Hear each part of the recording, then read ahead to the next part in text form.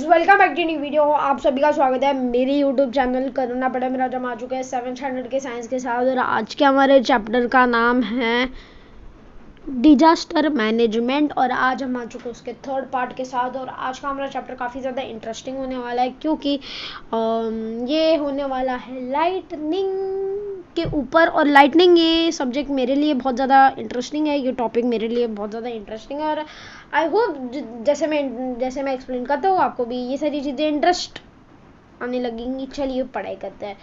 सबसे पहले wonderful things to know. Lightning temperature more intense than sun. अभी lightning का टेम्परेचर सन से भी ज़्यादा इंटेंस है। चलो देखते हैं। Not all lightning strikes strike the ground. In fact, about 95% of the lightning flash are limited to sky. Only 5% of lightning reach to ground. Lightning can be generated with one cloud, between two clouds, or between a cloud and the ground. About 40 lightning flashes occur per second in the atmosphere. The temperature generated by lightning is higher than that of the sun due to its pressure temperature. The air under the high temperature expands suddenly. A loud crashing sound is heard. ठीक है, आपको मैंने पता है ये थोड़ा सा slowly पढ़ दिया है। अभी इसको एक्सप्लेन करते हुए आपको बहुत मजा आएगा। सबसे पहली बात, लाइटनिंग ग्राउंड को छूती नहीं है। इनफैक्ट 95% ऑफ लाइटनिंग फ्लैशेस ऊपर आसमान तक ही लिमिटेड रहती है, उससे ज़्यादा आती नहीं है। ओनली 5 लाइटनिंग परसेंटेज ही है जो ज़मीन को छू पाती है, ज़मीन पे कुछ डैमेज कर पाती है।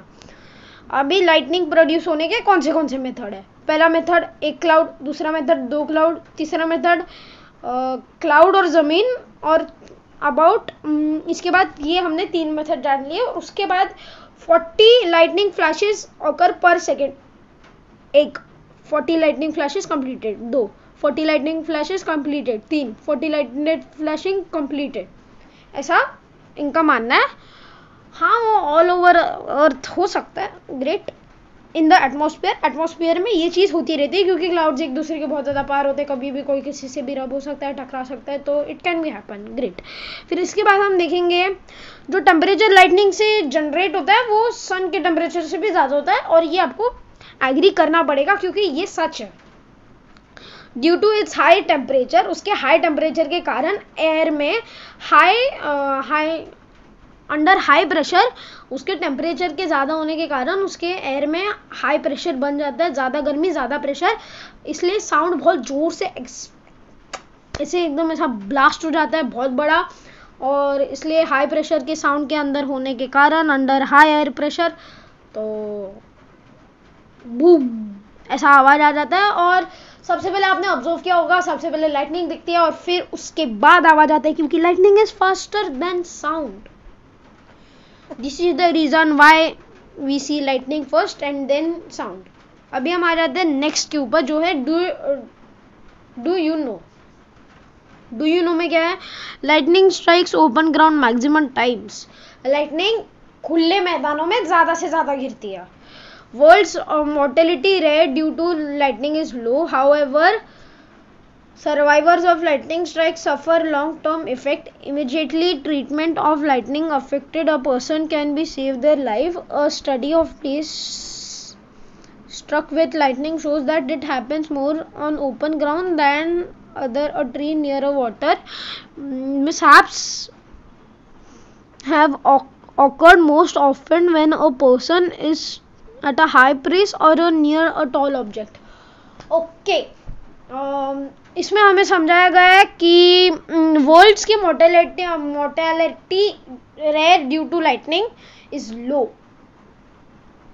वर्ल्ड में ज़्यादा से ज़्यादा कम से कम लोग लाइटनिंग से मरते हैं। बहुत कम यूनिट है जो लोग लाइटनिंग से मरते हैं। अगर उनके आसपास लाइटनिंग हो भी जाए तो उनकी बॉडी पैरालाइज या उनके बॉडी के साथ कुछ ना कुछ हो जाता है और वो लॉन्ग टर्म रहता है, उससे बाहर निकलने के लिए बहुत टाइम लगता है। तो ये यहाँ पे कहना है इनका। और उसके बाद इमीडिएट ट्रीटमेंट भी उसे लॉन्ग सफ़र करा सकती है, पर इमीडिएट ट्रीटमेंट जब पहले नहीं मिलती तो वो कुछ ज़्यादा ही लॉन्ग हो जाता है। ये भी लॉन्ग सफ़र रहता है। वो पहला वाला, let me give you example, वो 30 साल का, ये 10 साल का सफ़र, ऐसा कुछ तो होगा। 10 साल का सफरिंग आपको करना पड़ेगा आपके आसपास एरिया में। अगर आपको ज़्यादा ही पास में, कुछ दूर, कुछ मीटर्स के दूरी में अगर आपके लाइटनिंग गिर जाती है, और लाइटनिंग का ये मानना है, रिसर्च और सर्वेस का ये मानना है, क्योंकि लाइटनिंग ज़्यादा से ज़्यादा ऊपर ग्राउंड पे गिरती है, दैट अंडर अ ट्री और नियर वाटर, और वो भी जहाँ पे झाड़ होते हैं या पानी होता है।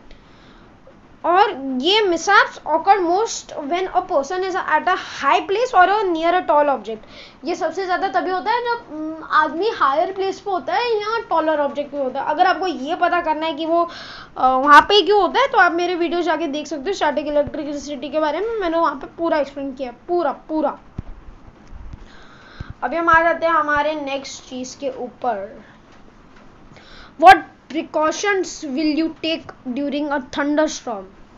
पहला, do not stand on an open ground below a tree। मैं जल्दी से पढ़ के सुना देता हूँ हिंदी में।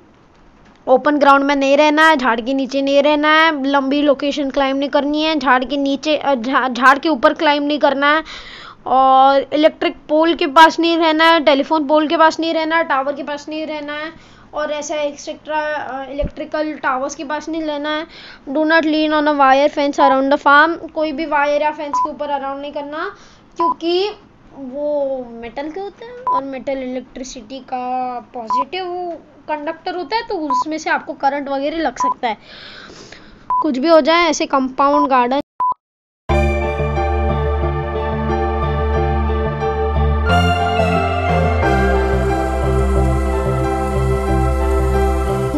कुछ भी, घर में कुछ भी इलेक्ट्रिसिटी से दूर रहना।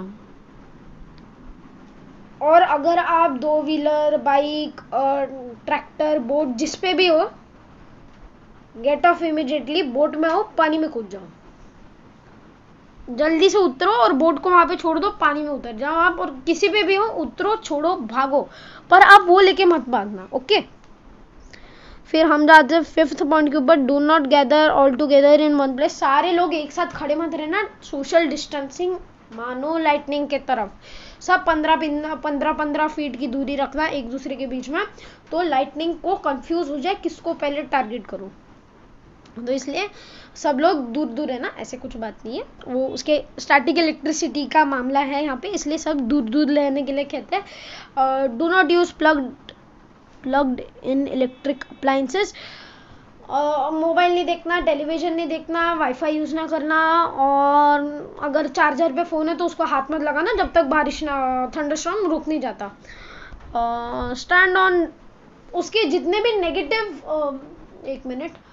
नेगेटिव कंडक्टर है, बैड कंडक्टर है इलेक्ट्रिसिटी के, उनके पास जाके आप चिपक जाओ उन्हें, तो आपको कुछ नहीं होगा। आप ड्राई वुड के पास रह सकते हो, प्लास्टिक शीट के पास रह सकते हो, जूट क्लॉथ के पास रह सकते हो, सूखे पत्तों के पास रह सकते हो।